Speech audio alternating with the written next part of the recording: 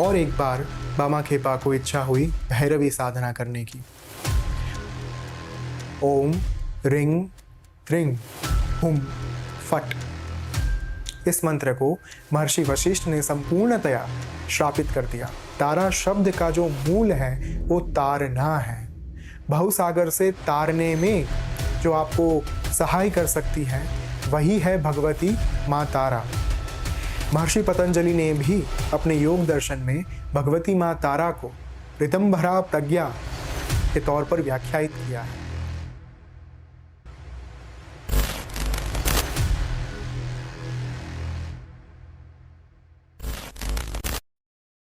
जब बामा खेपा जी तारापीठ स्थित जो मंदिर है माँ तारा का, उसके अंदर जाते थे तो क्यों मंदिर के द्वार, मंदिर के कपाट अपने आप बंद हो जाते थे?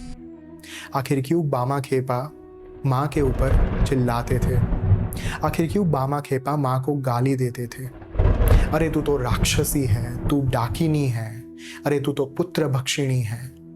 आखिर क्यों बामा खेपा अपनी ही माँ को कटु वचन कहते थे? नमस्ते, आप सबको मेरा प्रणाम। आप सबके आग्रह पर हमने ये तय किया कि तारा महाविद्या के ऊपर हमने जो एक वीडियो बनाया था पार्ट 1, उसका दूसरा भाग लाया जाए, जिसके ऊपर हम तारा महाविद्या के बारे में और बातें करेंगे। जहाँ पे हम तारा महाविद्या की बात करते हैं वहीं पे बामा खेपा जी जो तारा माँ के महान उपासक थे, पिछले कुछ सदियों में तारा महाविद्या के जो महानतम साधक हुए, अघोरी हुए, तांत्रिक हुए, उनमें से एक नाम जिसे हमेशा याद रखा जाएगा वो है बामा खेपा जी। ये कहा जाता है कि जब बामा खेपा जी मंदिर में जाते थे माँ की पूजा अर्चना करने के लिए, तो हाथ में डंडा लेकर दरवाजे पर, द्वार पर वो डंडा मारते थे और फिर मंदिर में जाकर माँ के ऊपर चीखते थे, चिल्लाते थे, झगड़ा करते थे, उनके सामने फरियाद करते थे। और जब ये सारी क्रिया चल रही होती थी, उस समय पर मंदिर के द्वार अपने आप बंद हो जाते थे और अंदर से माँ के भी चीखने चिल्लाने की आवाज़ जो है वो आती रहती थी। माहौल ऐसा बन जाता था कि माँ और बामा खेपा जी एक दूसरे के साथ लड़ाई कर रहे हो, झगड़ रहे हो।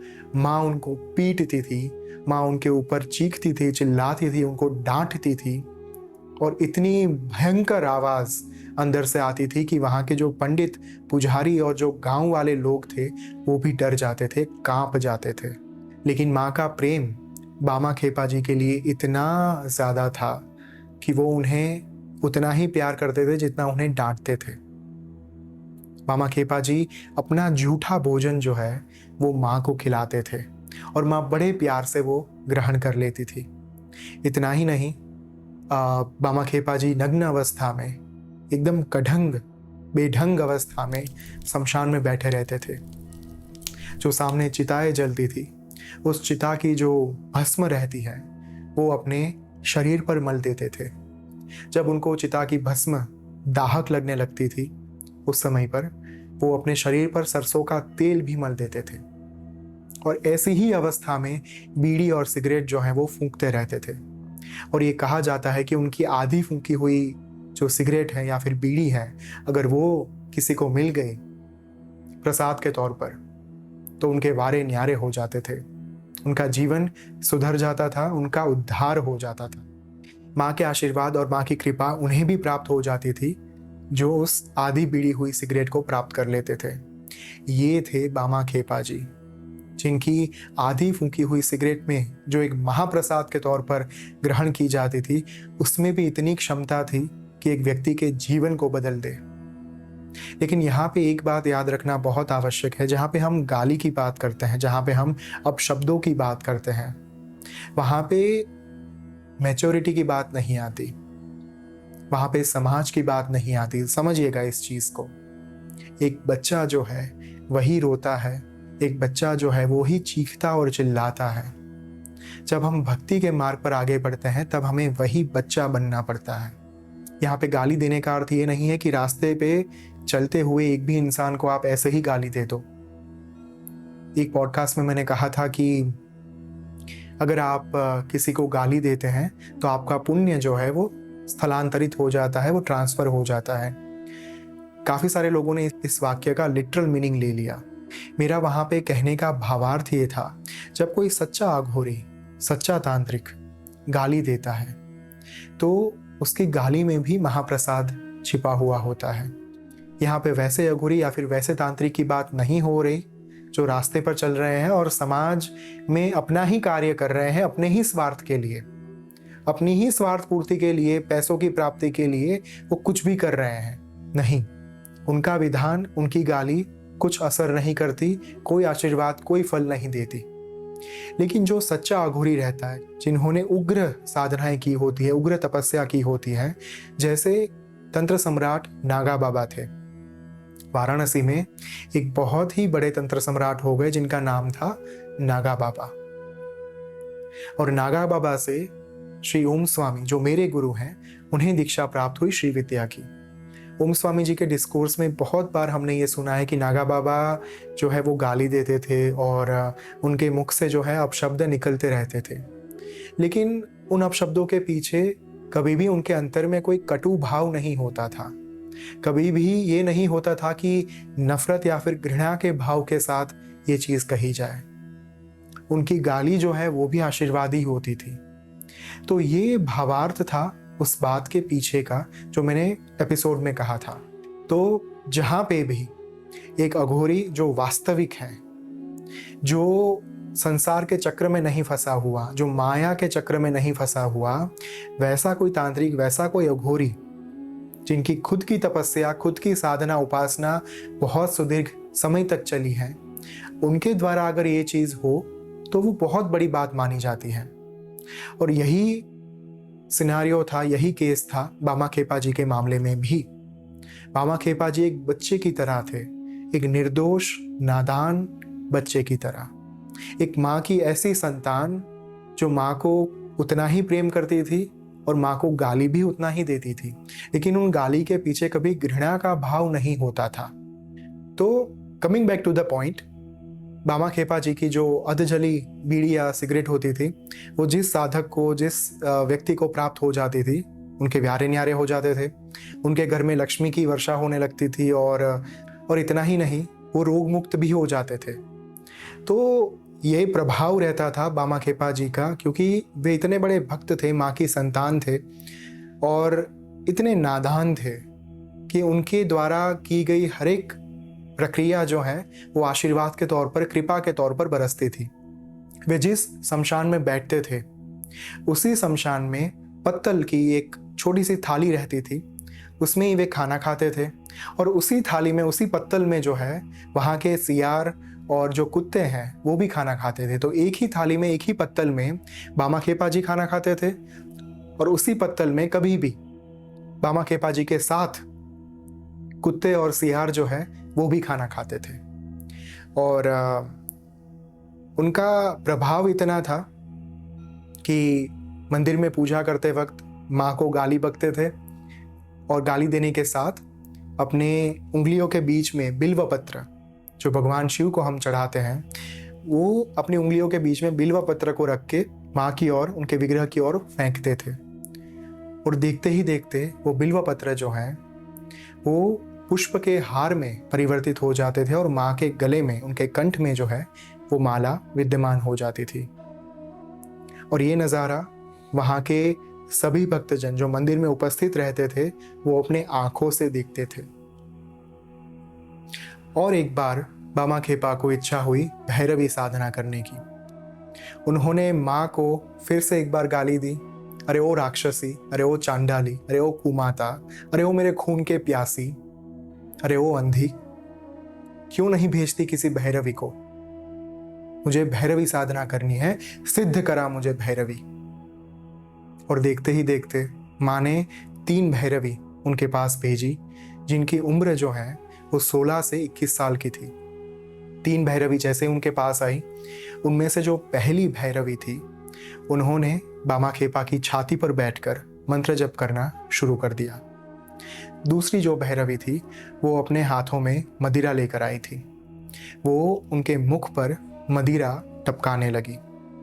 और जो तीसरी भैरवी थी वो बामा खेपा को अलग अलग भाव भंगिमाओं के माध्यम से उनका ध्यान भटकाने का प्रयास करने लगी। लेकिन उनके आगमन के साथ ही बामा खेपा जी तो पहले से ही महासमाधि में लीन हो चुके थे। उनकी श्यामा साधना जो है वो शुरू हो चुकी थी। ये जो तीनों की तीन भैरवियां थी, इनका मंत्र जब पूर्ण हो गया, इनकी लीलाएं पूर्ण हो गई, इनकी साधना पूर्ण हो गई, लेकिन फिर भी बामा खेपा जी महासमाधि में से बाहर नहीं आए। उनकी जो भैरवी साधना है वो पूर्ण हो चुकी थी और भैरवी उन्हें सिद्ध हो चुकी थी। ये बहुत ही कठिन कार्य है। जितनी सरलता से, जितने आसानी से हमने ये कहानी सुन ली, एक कौल साधक जो श्यामा साधना करना चाहता है, अगर वो भैरवी साधना के लिए आगे बढ़े, श्यामा साधना के लिए आगे बढ़े, तब उनको पता चलता है कि भैरवियों के सामने विजय प्राप्त कर पाना, अपने इंद्रियों पर काबू रख पाना, नियंत्रण रख पाना बहुत ही कठिन होता है। बड़े बड़े साधकों के सामने भैरवियों ने उनको झुका दिया है। बड़े बड़े साधक भैरवी की लीला के सामने नतमस्तक हो चुके हैं। उन्होंने अपने इंद्रियां जो है उसके ऊपर से नियंत्रण गंवा चुके हैं। लेकिन ये जो तीन भैरवियां थी, वो बामा खेपा का वीर्य हरण, तेज हरण और सत हरण नहीं कर पाई, क्योंकि माँ तारा की कृपा, उनके आशीर्वाद बामा खेपा जी को प्राप्त थे। और जिनके साथ माँ तारा होती है वो अक्षोभ्य रहते हैं, वो उन्मुक्त रहते हैं, वो स्वतंत्र रहते हैं। उनके ऊपर जगत के किसी प्रकार के नियंत्रण, किसी प्रकार की लालसा, कामना या फिर भौतिक ऐश्वर्य, समृद्धि प्रभाव नहीं डाल सकती। और यही है माँ तारा के एक प्रखर भक्त का जीवन। जो साधक तारा की उपासना करता है, भैरवी इस प्रतीक्षा में रहती है कि कब उस तारा साधक के तारा मणि को छीन लिया जाए। उसकी हालत ऐसी हो जाती है जैसे सर्प के पास एक मणि होता है, उसे छीन लिया जाए तो एक सर्प जैसे मणिहीन हो जाता है। वैसे ही तारा का साधक अगर तारा माँ की कृपा प्राप्त ना हो तो भैरवी उनका तेज जो है वो हरण करके ले जाती है, उनका सत, उनका वीर्य हरण करके ले जाती है और साधक जो है वो बर्बाद हो जाता है। इसी कारण से तारा माँ की उपासना, तारा विद्या जो है ये महाविद्या है। इस महाविद्या की साधना, उपासना करने से पहले हमें जो मूल शास्त्रों में दी गई उपासना की विधि है, गणेश, गायत्री और गुरु साधना, ये करना बहुत आवश्यक है। ये करने के पश्चात आप अगर तारा महाविद्या की उपासना करना चाहते हैं तो आप ज़रूर आगे बढ़ें। तो ये था हमारे तारा माई के एक महान भक्त बामा खेपा जी का जीवन और थोड़ा सा उसके बारे में एक संक्षिप्त बात। लेकिन बामा खेपा जी के बारे में जब बात निकलती है तब बहुत ही दूर तक जाती है। मैंने पिछले वीडियो में एक किस्सा सुनाया था कि बामा खेपा जी को एक बार भूख लगी थी और भूख के चलते उन्होंने माँ से पूछा कि मुझे खाना खाना है, मुझे भोजन लेना है। माँ ने उनसे कहा कि मंदिर में प्रसाद रखा हुआ है, आप ग्रहण करके आइए। और बामा खेपा जी मंदिर में गए। माँ का प्रसाद जो था वो उन्होंने स्वयं ग्रहण कर लिया। और ये बात जब वहाँ के पंडित जी, पुजारियों को पता चली तब उन्हें बहुत ही क्रोध आया और उन्होंने बामा खेपा जी को निकाल दिया गाँव से। उसी रात जो गांव की प्रधान व्यक्ति थी, स्त्री थी, माँ उनके स्वप्न में आई और माँ ने उनसे कहा कि मैं इस गांव को छोड़कर जा रही हूँ क्योंकि मेरे संतान का यहाँ पे अपमान हुआ है। उन्होंने तुरंत ही उठकर बामा खेपा जी को खोजना आरंभ कर दिया। बामा खेपा जी को फिर से एक बार मंदिर में लाया गया और वो जो रानी थी, उस रानी ने बामा खेपा जी को पुनः मंदिर में स्थान दिया। जो पुजारी वहाँ पे सेवा में थे उनको हटाया गया और जैसे ही श्रद्धापूर्वक उनको भोजन कराया गया, उसके बाद बामा खेपा जी तुरंत डंडा लेकर गर्भगृह के अंदर गए।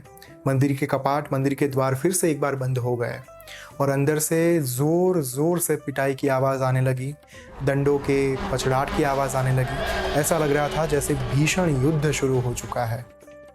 और जो पिटाई उस दिन पे बामा खेपा जी की हुई, बामा खेपा जी ने माँ से पूछा था कि माँ मेरी गलती क्या है, मेरा अपराध क्या है इस बार। और फिर माँ ने उनको पीटना शुरू कर दिया और थोड़े समय के पश्चात मंदिर के द्वार खुले जो बामाखेपा अंदर गए थे, क्रोधी उद्दंड बामाखेपा, वो बाहर जब निकले तब सौम्य बन चुके थे, शांत बन चुके थे, उदार बन चुके थे, हंसमुख बन चुके थे। माँ ने उनको प्रकाश से भर दिया था। उनकी बहुत पिटाई हुई थी, लेकिन उस पिटाई के अंदर भी माँ का प्यार भरा हुआ था। और बाद में जो बामाखेपा जी ने अलग अलग कार्य किए, उन कार्यों को हम सब जानते हैं। कई सारे लोग दूर दूर से उनके पास अपनी समस्याओं के निवारण के लिए आते थे, और बामाखेपा जी के मुख से अगर कोई वचन निकल गया तो वो वचन सत्य साबित होकर रहता था। यही बामाखेपा जी का स्थान तारापीठ में आज भी है, महाशमशान में। और जिस साधक के ऊपर माँ तारा की कृपा हो जाती है, उस साधक को माँ बामाखेपा जी का जो पंचमुंडी आसन है वो वरदान में दे देती हैं, और फिर उसके ऊपर साधक बैठकर अपनी साधना जो है वो कर पाता है। तो ये था हमारी तारा माई के एक बहुत ही प्यारे और श्रद्धालु भक्त बामाखेपा जी के जीवन का संक्षिप्त वर्णन। इसके ऊपर बहुत लंबी बात हो सकती है, लेकिन यहाँ पे मैं आपको एक अलग विषय पर ले जाना चाहता हूँ। आखिर क्यों माँ तारा ने भगवान शिव को स्तनपान कराया? आखिर क्यों भगवान शिव, देवादिदेव महादेव, महामाई माँ तारा के मस्तक के ऊपर विराजमान हुए? आखिर क्यों भगवान शिव को संज्ञा दी गई अक्षोभ्य शिव की? और आखिर क्यों तारा महाविद्या की साधना से पहले भगवान अक्षोभ्य शिव की उपासना करना अति आवश्यक माना गया? इन सारे प्रश्नों के उत्तर हम देंगे अगले वीडियो में, लेकिन आप कमेंट सेक्शन में हमें बताइएगा कि आपको ये वीडियो कैसा लगा। अगर आपको ये वीडियो अच्छा लगा है तो हम ऐसे बहुत सारे पार्ट्स में माँ तारा की साधना उपासना की विधि विधान के साथ और बहुत अलग अलग कथाओं के साथ आपके लिए ये वीडियो निरंतर लाते रहेंगे। इतना ही नहीं, ये जो हमने महाविद्याओं की बात, ये सीरीज शुरू की है 10 महाविद्याओं के ऊपर, अगर आप इन्हीं प्रकार की कथाओं को और ज़्यादा गहराई से जानना चाहते हैं तो महाअसुर सीरीज का पहला भाग मृत्युंजय रिलीज हो चुका है। मृत्युंजय जो है उसमें भगवान देवादिदेव महादेव के बारे में बात हुई है। महाअसुर सीरीज की जो पुस्तक है उनमें 10 महाविद्या, तांत्रिक साधना, अघोर पंथ से लेकर अलग अलग बहुत सारे विषयों के बारे में हमने बात की है।